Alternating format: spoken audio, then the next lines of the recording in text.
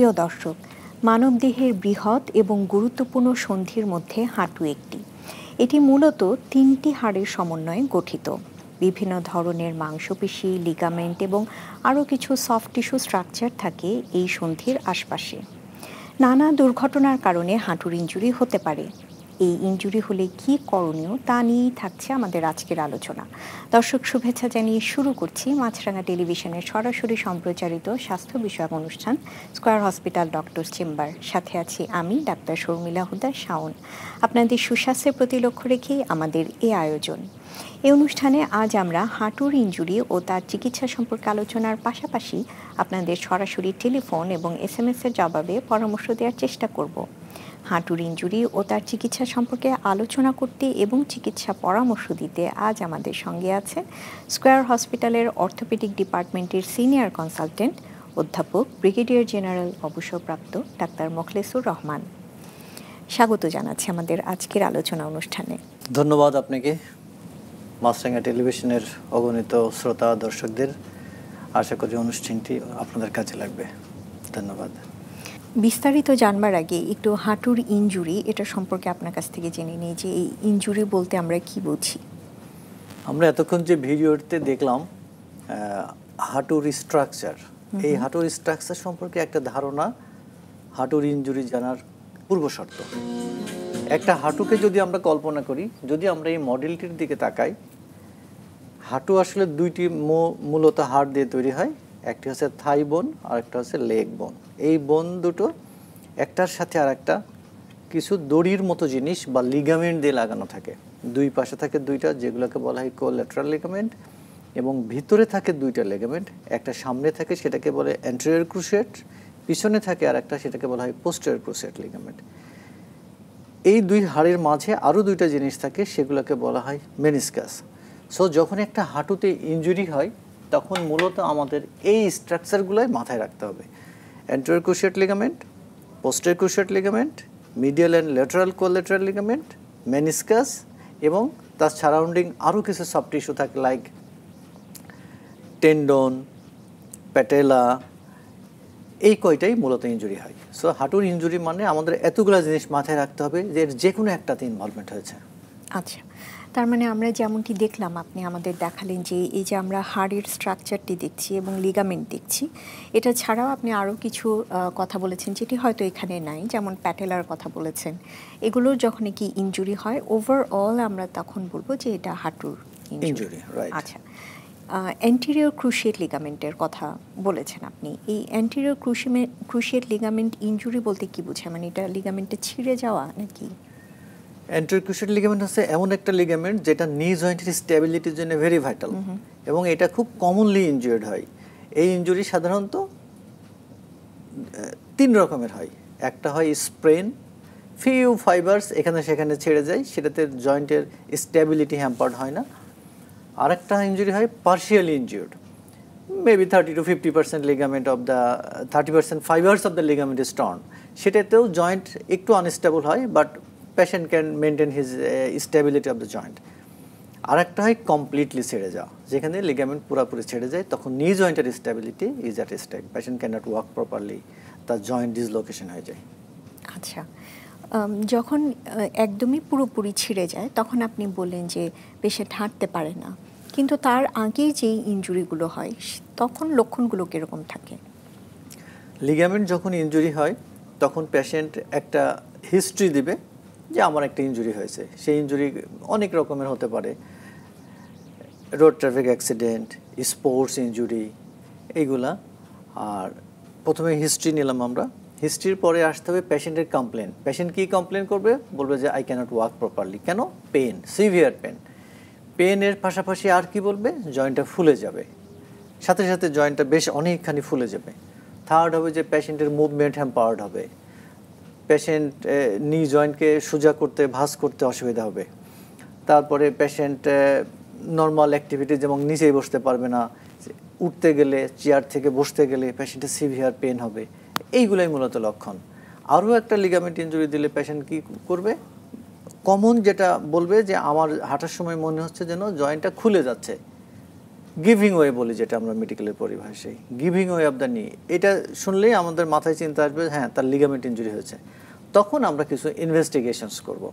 Investigation করার আগে পেশেন্টের এক্সামিন করব। যেমন আমি একটা টেস্ট আছে ড্রয়ার টেস্ট, ড্রয়ার টেস্ট করলে বুঝবো যে অ্যান্টেরিয়র ট্রান্সলেশন, আমার নি জয়েন্ট নর্মালি যদি আমরা সামনের দিকে টান দিই, একটা বিশেষ টেকনিক আছে যেটাকে বলা হয় অ্যান্টেরিয়র ড্রয়ার টেস্ট করলে দেখা যাবে 1 to 2 মিলিমিটার সামনে আসে, বাট লিগামেন্ট ছেড়ে গেলে অনেকখানি চলে আসে। ওইটাই আমাদের একটা ক্লিনিক্যাল ক্লু দিবে যে as he is having ACL injury. তারপরে পেশেন্টের জয়েন্ট অনেকখানি সোয়েলিং হবে। তারপরে আমি যদি একটা পেশেন্টকে একটা ইনভেস্টিগেশন করব, তারপরে আমরা ডায়াগনোসিস কনফার্ম হয়ে যাব। আচ্ছা, কারো যদি এই ধরনের ইনজুরি হয়, যে কোনো কারণে যেটা হতে পারে, সেক্ষেত্রে আপনি যে লক্ষণগুলো বললেন যে হয়তো হাঁটু ফুলে গেল, লাল হয়ে গেল, ব্যথা হচ্ছে, তিনি চিকিৎসকের কাছে যাওয়ার আগে কিছু কি করণীয় আছে? Definitely, it is very important question. যখনই একটা পেশেন্টের হাঁটুতে ইনজুরি হবে তখন পেশেন্টকে সাথে সাথে তো সব পেশেন্ট এটা সিরিয়াসলি নেয়ও না।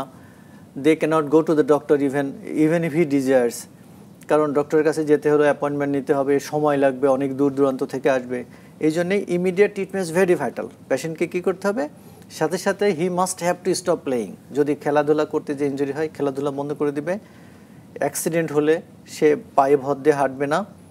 আশেপাশে যে জিনিস পাওয়া যায়, একটা ব্রেস বা যে কোনো একটা সাপোর্ট, একটা কাগজের টুকরা হলেও বা একটা শক্ত কিছু দিয়ে নিটাকে সে স্টেবল করার চেষ্টা করবে, সো দ্যাট নির আনডিউ মুভমেন্ট না হয়। সেকেন্ড হচ্ছে যে পায়ের উপর ভর দিয়ে সে হাঁটবে না। সে তার বাসায় বা ডেস্টিনেশন বা ডক্টরের চেম্বারে যেখানে যাক পায়ে ওজন দিবে না। এটা হলে হবে কি, যেটুকু ছিঁড়ে গেছে পার্শিয়াল ইনজুরিটাকে সে কমপ্লিট করে ফেলবে। তারপরে সে যদি বাসায় যায়, বাসায় যেয়ে রেস্ট নেবে, আইস কম্প্রেশন দিবে। Ice compression is very vital. Ice compression দিলে সোয়েলিং কমে যাবে, ব্যথা কমে যাবে। তারপরে কী হবে, সে একটা সিম্পল একটা প্যারাসিটামল খাবে, একটু ব্যথার ওষুধ খেয়ে নিল। খাওয়ার পরে যদি এরপরও পেন থেকে যায় তখন বুঝতে হবে যে he is having some seriousness আর ইনজুরি, তখন সে ডক্টরের কাছে যাবে। আচ্ছা, সো বাসায় যে ট্রিটমেন্ট দেওয়া হচ্ছে এটাকে যদি আমরা সংক্ষেপে আমাদের রোগীদের মনে রাখার সুবিধার্থে বলি, rice, rest, immobilisation, ice compression and elevation. আচ্ছা, যখনই কি আপনাদের কাছে নিয়ে আসেন তখন আপনারা হিস্ট্রি নেন রুগীর এবং আপনারা কিছু পরীক্ষা নিরীক্ষা করেন, সেগুলো কি ইনভেস্টিগেশনগুলো? প্রথম স্টেজে আমরা আগে মাথায় চিন্তা করি যে এর ডায়াগনোসিসটা কী হতে পারে। যেমন যদি এসিএল আমি চিন্তা করি, আমি ফার্স্ট একটা এক্সরে করব। এক্সরে করে দেখবো যে এসিএল ইনজুরির সাথে পেশেন্টের বোনে কোনো ইনজুরি আছে কিনা। অনেক সময় ছোট ফ্র্যাকচার থাকে, অ্যাভালশন থাকে। ফ্র্যাকচার এক্সক্লুড করার জন্য আমরা একটা এক্সরে করলাম। তারপরে আমরা যদি দেখি যে এক্সরেতে কোনো কিছু নাই, কোনো সফট টিস্যু ইনজুরি বা বনে কিছু পাওয়া যাচ্ছে না, বাট পেশেন্ট ইজ সিমটোম্যাটিক, আমার মনে হচ্ছে যে এটা হতে পারে ACL injury, then I will go for MRI. MRI হচ্ছে gold standard for ACL injury. MRI করে আমার ক্লিনিক্যাল ফাইন্ডিংসের সাথে যখন মিলে যাবে তখন আমরা কনফার্ম হয়ে যাব ACL injury, then will suggest patient for the treatment. আচ্ছা, আমাদের কথাবার্তা এটা বোঝা গিয়েছে যে অ্যান্টেরিয়র ক্রুশিয়েট লিগামেন্ট ইনজুরি সাধারণত খেলতে গেলে খেলোয়াড়দের বেলায় হয়, কিন্তু খেলা ছাড়া অন্য কোনোভাবে কি হতে পারে? ডেফিনেটলি। মানে কারা আসলে এই ঝুঁকিতে আছে, কাদের বেশি হয়? স্পোর্টস ইনজুরি বাদ দিয়ে যদি সেকেন্ড ভিকটিম আমরা বলি, সেটা হবে মোটরসাইকেল অ্যাক্সিডেন্ট। আচ্ছা, আমাদের রাস্তাঘাটে এখন দেখবেন young generation they are very fond of motor bike. Motor bike accident everyday, আমরা এমন কোনো দিন নাই যে বিং অ্যান অর্থোপেডিক সার্জন কয়েকটা মোটরসাইকেল অ্যাক্সিডেন্টের পেশেন্ট পায় না। তার মধ্যে মোস্ট কমন হয় knee, second ankle, third shoulder, it's very common. So other than motorcycle accident আরেকটা হতে পারে যে উঁচু নিচু জায়গায় হাঁটা, যারা জগার্স, রানার্স, সকাল বিকাল দৌড়ায়, রাস্তায় দৌড়াচ্ছে, যদি রোড সারফেস খারাপ হয়, একটা গর্তে পা পড়ে গেল, একটা টুইস্টিং ইনজুরি হলো, তখনই তার লিগামেন্টটা ছেড়ে যেতে পারে। সিঁড়ি দিয়ে সে নামছে বা উঠছে, এখন তো মোবাইলের যুগ, মানুষ গল্প করে আর নামে, পা ফসকায় পড়ে গেল, অ্যাঙ্কেল ইনজুরি অথবা নি টুইস্টিং ইনজুরি, নি ইনজুরি হয়ে গেল।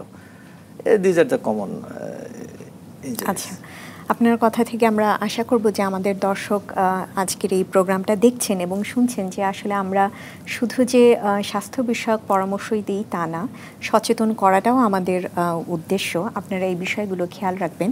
লিগামেন্ট ইনজুরি হলে কি হাঁটা যায়? ওয়েল, লিগামেন্ট ইনজুরি আমি আগে বলেছি যে লিগামেন্ট ইনজুরি 3টা স্টেজ আছে, স্টেজ 1 2 3 বা গ্রেড 1 2 3। যে গ্রেডের ইনজুরি হোক না কেন পেশেন্ট হাঁটতে পারে। কখন হাঁটতে সমস্যা হয় না? প্লেন গ্রাউন্ডে। প্লেন গ্রাউন্ডে পেশেন্ট ইজিলি হাঁটতে পারবে, কোনো সমস্যা হবে না যদি শুধু লিগামেন্ট ইনজুরি হয়। বাট যখন আনইভেন গ্রাউন্ডে পেশেন্ট হাঁটবে, সিঁড়ি উঠানামা করবে, একটা স্যান্ডি জায়গায় হাঁটছে, তার পা আটকে যাচ্ছে, তখন সে হাঁটতে পারবে না। হাঁটতে পারবে না, কি হবে তার? Giving way. পেশেন্টের মনে হবে যেন বোধহয় আমার জয়েন্টটা খুলে যাচ্ছে। এই জন্যে তার অনেক অ্যাক্টিভিটিস লিমিটেড হবে। এখন young people, those who are having ligament injury, তারা তো এই লিমিটেশন নিয়ে বাঁচতে পারবে না। তখন কি হবে? সে দেখবেন ডিপ্রেশনে চলে যাবে যে আমি হাঁটতে পারছি না, আমার কি ইনজুরি হলো। Then they will come to the doctor. So হাঁটা যায় না এটা ঠিক না, হাঁটতে পারবে but with lot of limitations. আচ্ছা, এমনিতে আপনাদের অর্থোপেডিক সার্জনদের কাছে আসলে সবার আগেই একটা ধারণা থাকে যে প্লাস্টার করে দেওয়া। তো লিগামেন্ট ইনজুরি হলে কি প্লাস্টার করা হয়? নো, এইটা আগেকার দিনে একটা কনসেপ্ট ছিল। গ্রেড 1 এবং 2 ইনজুরি যেগুলো আংশিক ইনজুরি, সেগুলো হলে 3 to 4 উইকস প্লাস্টার দিয়ে পেশেন্টকে শোয়ে রাখা হতো। এটাতে অনেক ডিসঅ্যাডভান্টেজ। নি জয়েন্টের মুভমেন্ট অনেক সময় কমে যেত, তারপরে মাসল ওয়াস্টিং হয়ে যেত। পেশেন্টের জন্য একটা প্লাস্টার নিয়ে উইকস টুগেদার বাসায় শুয়ে থাকা, অ্যাক্টিভিটিস বন্ধ করে রাখা, ইটস এ কাম্বারসাম জব। এই জন্য এখন এই কনসেপ্ট থেকে আমরা চলে এসেছি। এখন অনেক সুন্দর সুন্দর ব্রেস পাওয়া যায়, knee brace, ROM, range of motion knee brace. এই ব্রেস দিয়ে patient he can do his normal activities, knee joint move করতে পারে। তাতে অ্যাডভান্টেজ দুইটা, even if he can afford to go to the office, সে knee exercise করতে পারে, knee movement restriction হয় না, পেশেন্ট ফিলস বেটার। সো যেগুলো পার্শিয়ালি ইনজিওর্ড, অপারেশন লাগে না, সেগুলোর জন্য আমরা ব্রেস দিই, বাট নট প্লাস্টার।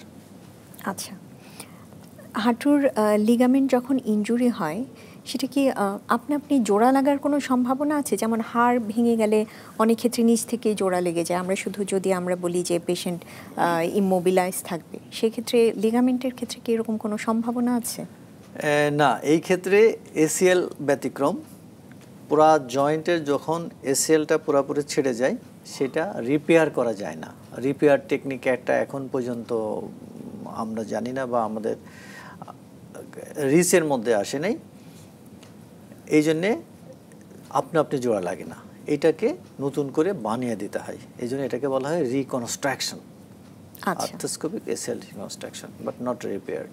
তার মানে এটা খুবই গুরুত্বপূর্ণ যে আসলে আমরা যাতে আমাদের নিজেদের খেয়াল রাখি, কারণ এই লিগামেন্ট আপনি যেরকম বললেন যে ইনজুরি যদি হয় অথবা ছিঁড়ে যদি যায়, তাহলে এটার আর পুনরায় মানে তৈরি করতে হয়, এছাড়া এটা জোড়া লাগানো, সেলাই করার কোনো স্কোপ, এটার কোনো সুযোগ নেই। চিকিৎসা কিভাবে করে থাকেন? এই যে আপনি সেলাই লাগানো করার কথা বললেন, জোড়া লাগানোর কথা বললেন, এটা কিভাবে করেন আপনারা? এটা আগেকার দিনে একটা টেকনিক ছিল, নি জয়েন্টকে ওপেন করে সার্জারি করা হতো। কিন্তু এখন তো ডিজিটাল যুগ, সব কিছুই আমরা কি হোল সার্জারি করি।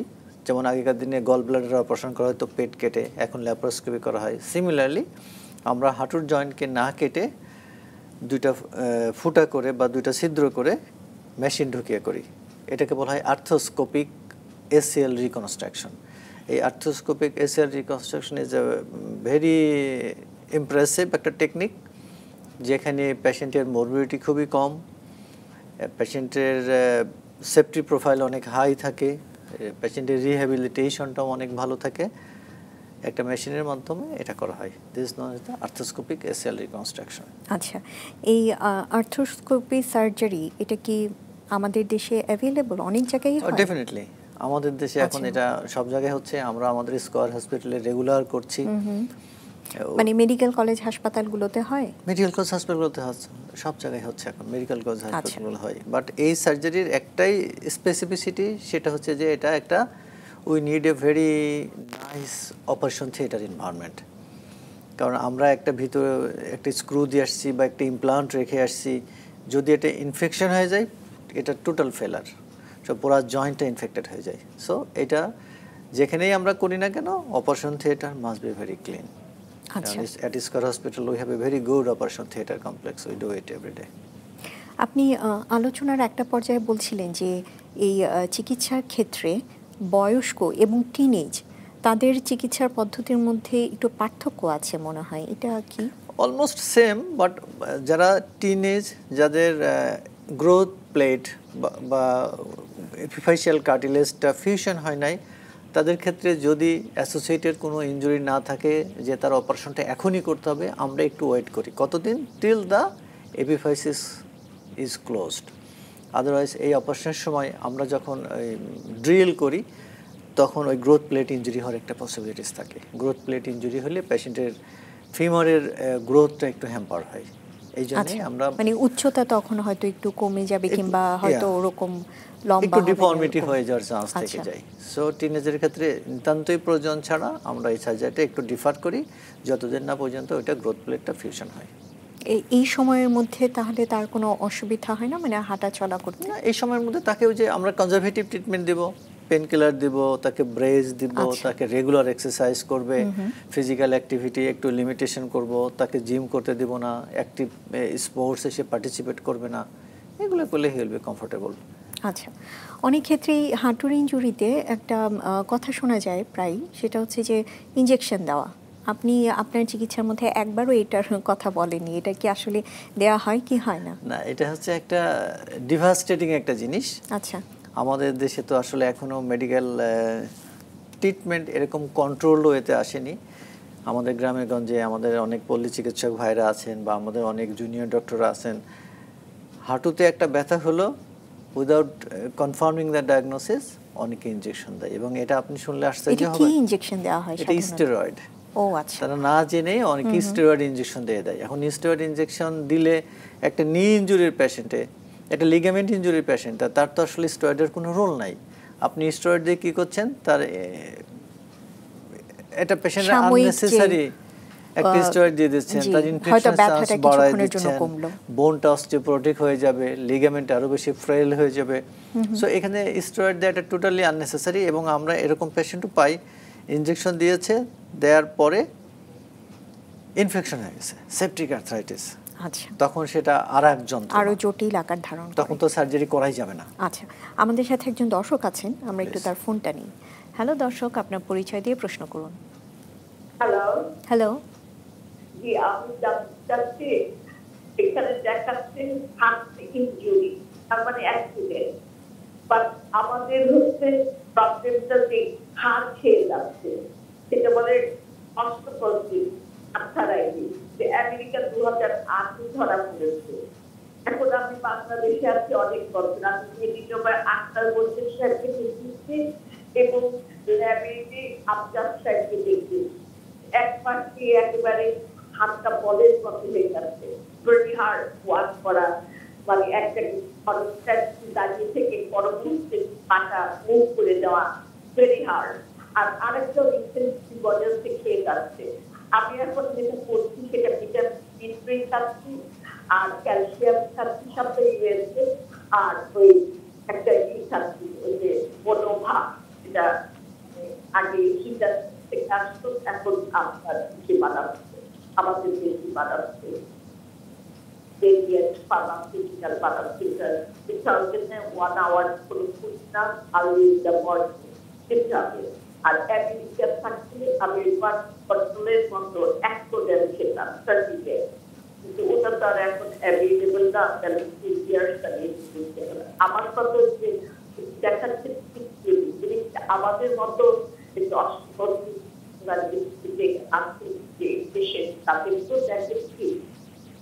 জি, দর্শক আপনাকে ফোন দেবার জন্য ধন্যবাদ।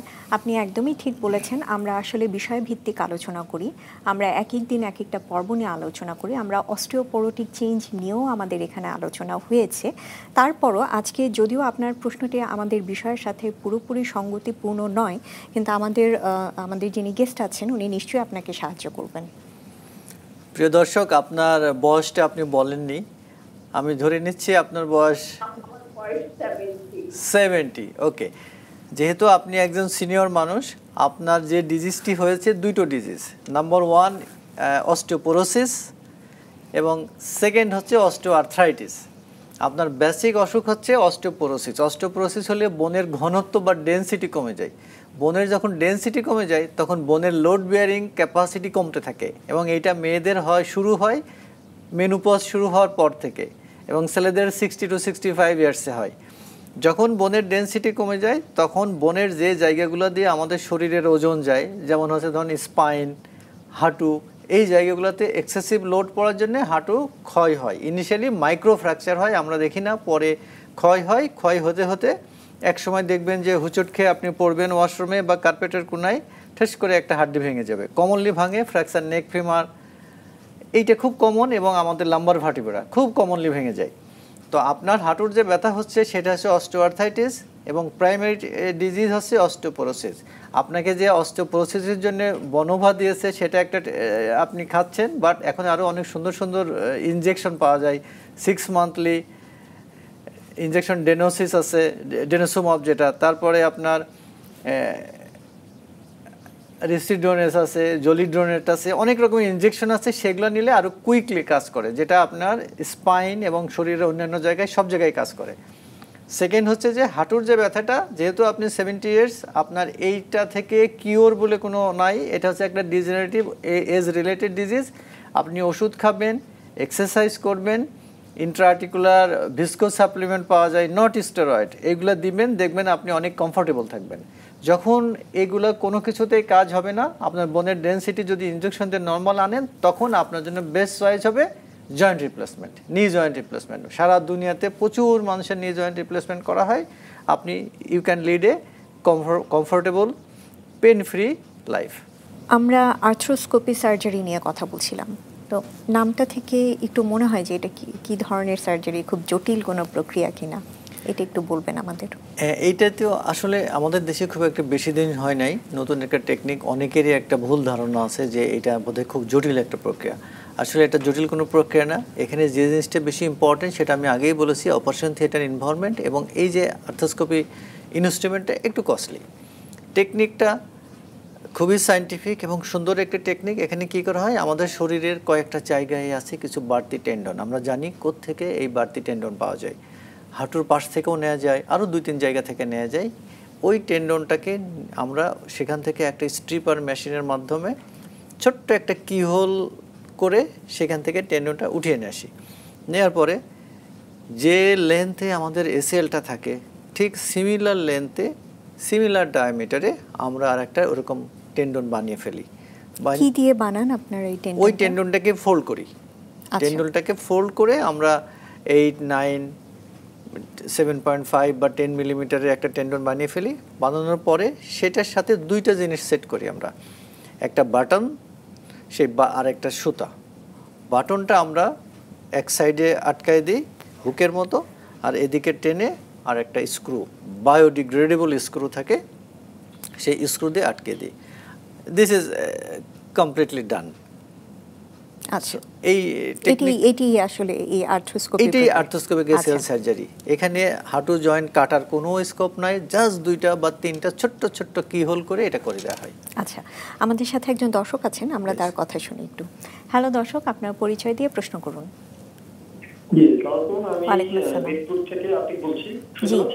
জি, শোনা যাচ্ছে, আপনি বলুন। আমার বয়স হচ্ছে 42। আমার যেটা সমস্যা হচ্ছে, সিঁড়ি ওঠানামা করলে আমার হাঁটুতে প্রায় বেশ ব্যথা হয় জয়েন্টে। তো স্যারের কাছে আমি জানতে চাচ্ছি, এই সিঁড়ি ওঠানামা করলে কি লিগামেন্টে কোনো ইনজুরি হতে পারে কিনা বা এরকম কোনো? না, প্রিয় দর্শক, ধন্যবাদ আপনাকে। হাঁটু ইনজুরি হতে হলে, লিগামেন্ট ইনজুরি হতে হলে ইউজুয়ালি একটা টুইস্টিং ইনজুরি হতে হয় কমনলি। যদি আপনি সিঁড়ি ওঠানোর সময় কখনো পড়ে যান হুঁচট খেয়ে, এবং পা আপনার ফ্লোরে আছে কিন্তু আপনার বডি পুরো টুইস্ট হয়ে গেছে, knee twisted, in that case you might have ligament injury. Otherwise হাঁটু ওঠানামা করলে সাধারণত লিগামেন্ট ইনজুরি হয় না। হাঁটু ওঠানামা করলে নির উপরে অনেক লোড পড়ে। যারা ওবেস মানুষ তাদের যে হাঁটুর যে হাড় ক্ষয়, যেটা অস্টিওআর্থাইটিস বলি আমরা, সেটা একটু আর্লি এজে হয়, আদারওয়াইজ নো প্রবলেম। আচ্ছা, এই ক্ষেত্রে আমাদের দর্শক হয়তো লাইনে নেই, কিন্তু এই যে তিনি কমপ্লেন করলেন যে সিঁড়িতে ওঠানামার সময় হাঁটুতে ব্যথা হয়, তিনি কি করবেন এটা ব্যথাটা কমানোর জন্য? এটা তার ডিজেনারেটিভ চেঞ্জ হচ্ছে, তার অস্টিওআর্থাইটিস হচ্ছে। হয়তো তার নি যে লোডটা পড়ছে সেই লোডটা নিতে পারছে না, because he might have weaker bone, he might have weak muscles around the knee. এই জন্য তাকে কী করতে হবে, প্রথমে হাঁটুর উপরে লোড দেওয়াটা কমাতে হবে, because you cannot beat the tired horse. হাঁটুর উপর লোড কমান, রেগুলার নি এক্সারসাইজ করেন, আরও কিছু ওষুধ আছে যেগুলো দিলে আপনার ক্যালসিয়াম হোমিওস্ট্যাসিস মেনটেন হবে, বোন স্ট্রং হবে, then he can do everything I believe. আচ্ছা, আমরা আমাদের আলোচনায় ফিরে আসি। আলোচনার একটা পর্যায়ে আপনি ইন্টারনাল ব্রেসিং বলছিলেন, এটা সম্পর্কে একটু বলুন যে এটা কি আপনাদের চিকিৎসার কোনো অংশ কিনা, কিভাবে কি করা হয়? ইয়েস, আর্থ্রোস্কোপিক এসআই রিকনস্ট্রাকশন সময় আমরা যে লিগামেন্ট দিই, এই লিগামেন্ট রাপচার হয়ে যায়, আবার ছিঁড়ে যেতে পারে অনেক সময়। আমি পেশেন্টকে বলে দিলাম যে আপনার রিহ্যাবিলিটেশন হয়ে গেল 6 মাস, তারপরে আপনি খেলতে পারবেন, কিন্তু ইয়াং মানুষ তাদেরকে রেস্ট্রিক্ট করা যায় না। লাস্ট উইকে আমার একটা পেশেন্ট আসছে সিলেট থেকে, 6 মাসের আগেই সে ফুটবল খেলতে যেয়ে তার লিগামেন্ট আবার ছিঁড়ে নিয়ে এসছে। Excuse me. তো এই টাইপের যে সমস্ত পেশেন্টগুলো বেশি খেলাধুলা করে তাদেরকে এই রিকনস্ট্রাক্টেড লিগামেন্টের একটা বাড়তি সাপোর্ট হিসাবে আমরা ভিতরে একটা সিনথেটিক টেপ দিয়ে দিই। ইন্টারনাল ব্রেসিং, ব্রেসিং মানে আমি বাইরের কোনো একটা জায়গাকে সাপোর্ট দেওয়ার জন্য যে জিনিসটা দিই সেটাকে বলি আমরা ব্রেস। সো লিগামেন্টের ভিতরে আমি একটা জিনিস ঢুকিয়ে দিলাম সিনথেটিক, সেটাই হচ্ছে ইন্টারনাল ব্রেসিং। ফাইবার টেপ আছে। আমরা পুরোপুরি লিগামেন্টের উপরে রিলাই করছি না বা পুরোপুরি সিনথেটিক কোনো কিছুর উপর রিলাই করছি না। আমার লিগামেন্ট হচ্ছে মেন সাপোর্ট, সাথে আমি আরেকটা বাড়তি সুতা দিয়ে দিলাম, এটাই হচ্ছে ইন্টারনাল ব্রেসিং। আচ্ছা, আমাদের সাথে আরেকজন দর্শক আছেন, আমরা একটু ফোনটা নিই। হ্যালো দর্শক, আপনার পরিচয় দিয়ে প্রশ্ন করুন। আমি মোহাম্মদ জাকির হোসেন বলছিলাম। জি। আমার ওয়াইফের বেশ কিছুদিন যাবত মানে হাঁটুতে ব্যথা, তো এটার জন্য সাইনোজেন খাচ্ছে, কিন্তু ঔষধ খালে উনি ব্যথাটা কম থাকে, ঔষধ খাওয়া বন্ধ করলে আবার আগের মতো থাকে। যেহেতু উনি একটা জব করে, কন্টিনিউ উনার যাতায়াত করতে হয়, তো এটার জন্য আসলে কি প্রতিকার করা যায়? আমরা এর আগে একটা এমআরআই করেছিলাম, ওইখানে ওনারা ডাক্তার বলেছে যে লিগামেন্ট ছিঁড়ে গেছে। আচ্ছা, আপনাকে ফোন দেবার জন্য ধন্যবাদ। জাকির সাহেব, আপনার ওয়াইফের বয়স আপনি বলেননি। আমাদের আমার ওয়াইফের বয়স 40। ওকে, 40 হলে উনি ইয়াং মানুষ এবং এমআরআইতে লিগামেন্ট ইনজুরির কথা বলেছে। ডেফিনেটলি ওনার হাঁটুতে ব্যথা হচ্ছে এবং তার আগে ওনার হয়তো একটা ট্রমার হিস্ট্রি আছে, আঘাত পেয়েছিলেন কখনো। যদি উনি আঘাত পেয়ে থাকে, ওনার লিগামেন্ট ছিঁড়ে যায়, হাঁটার সময় ওনার হাঁটু ঘুরে যায় এবং ওনার সিমটম হচ্ছে, so she is a good candidate for ligament surgery. আপনি যদি লিগামেন্টটা অপারেশন করে ফেলেন তাহলে দেখবেন যে ওনার ব্যথা বেদনা চলে যাবে, উনি কমফোর্টেবল লাইফ লিড করতে পারবে। সো আমার মনে হয় আপনি একজন অর্থোপেডিক্স ডক্টরের শরণাপন্ন হবেন, যারা এটা সার্জারি করলেই দেখবেন আপনার অপারেশন লেগে যাবে। আমরা এসিএল ইনজুরি এবং তার চিকিৎসা নিয়ে আলোচনা করেছি, আপনি সার্জারির কথা বলেছেন। সার্জারির পর কি চিকিৎসা শেষ নাকি এরপর আরও কিছু আছে? নো, এসিএল সার্জারির এখানেই হচ্ছে একটা স্পেশালিটি।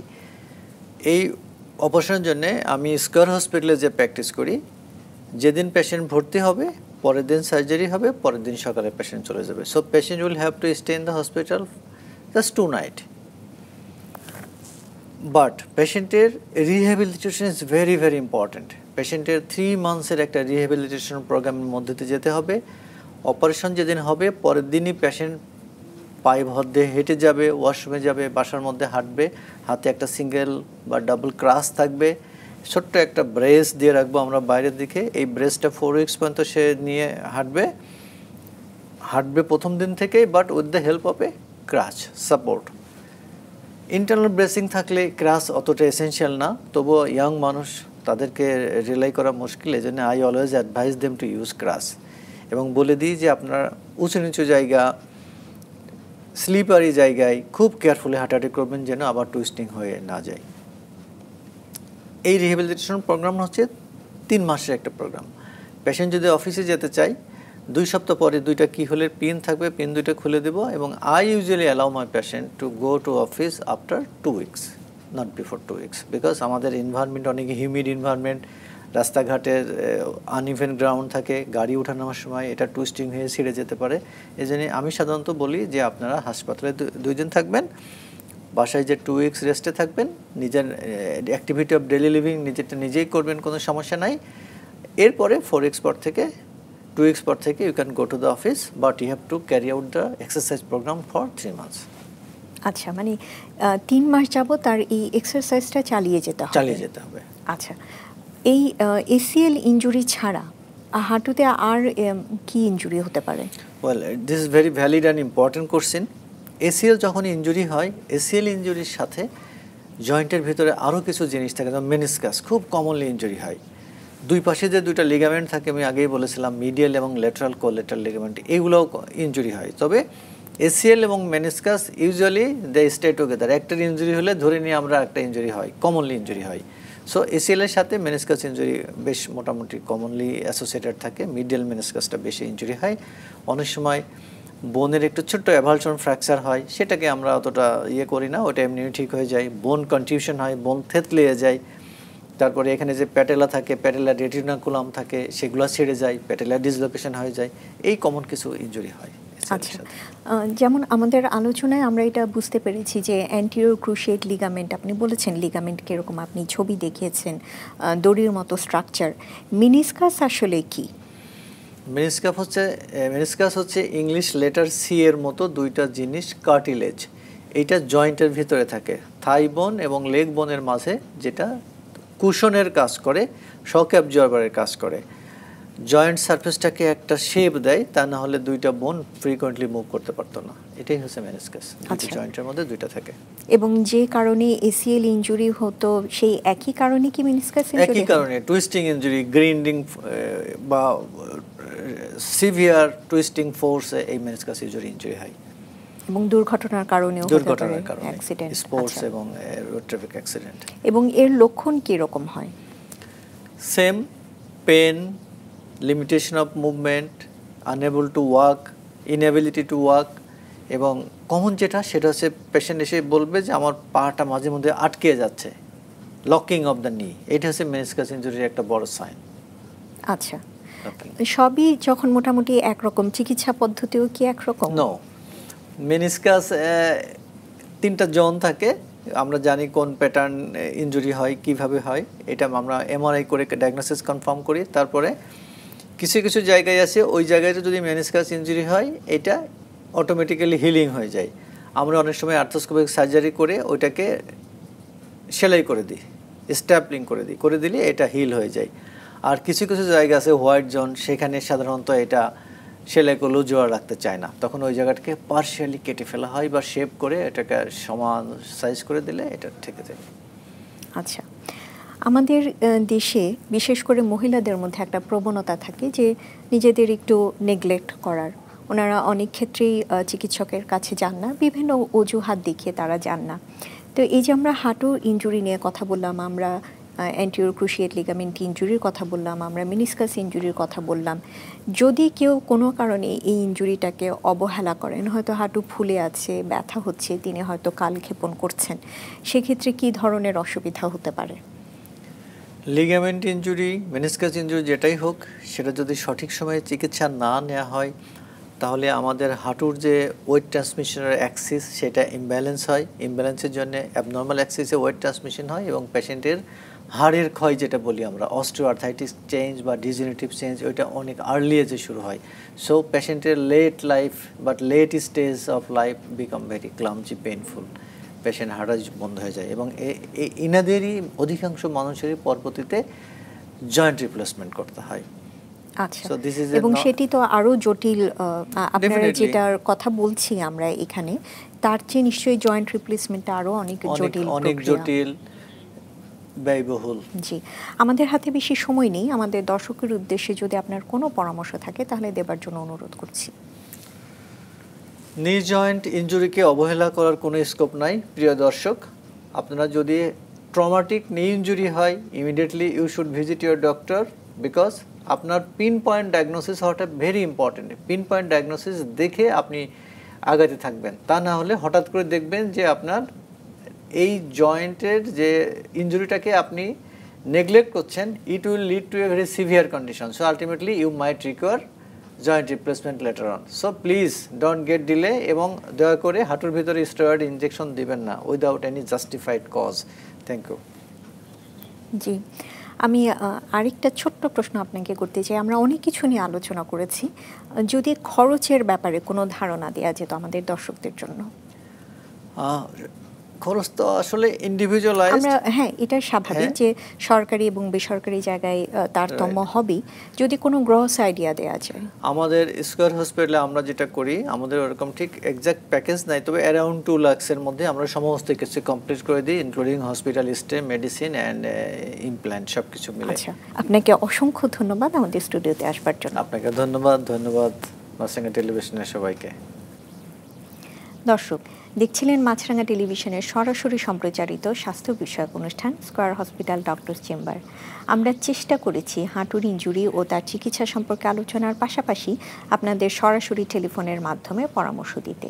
তবে সময় স্বল্পতার কারণে সবাইকে সহযোগিতা করতে না পারায় আমরা আন্তরিকভাবে দুঃখিত। তারপরও আশা করছি অনুষ্ঠানটি নিশ্চয়ই আপনাদের কোনো না কোনোভাবে কাজে লেগেছে। সবসময় সাথে থাকতে জয়েন করুন আমাদের ফেসবুক পেজে www.facebook.com/মাছরাঙা টেলিভিশনে। আজকের মতো বিদায় নিচ্ছি। সুস্থ থাকুন, মাছরাঙার সঙ্গেই থাকুন।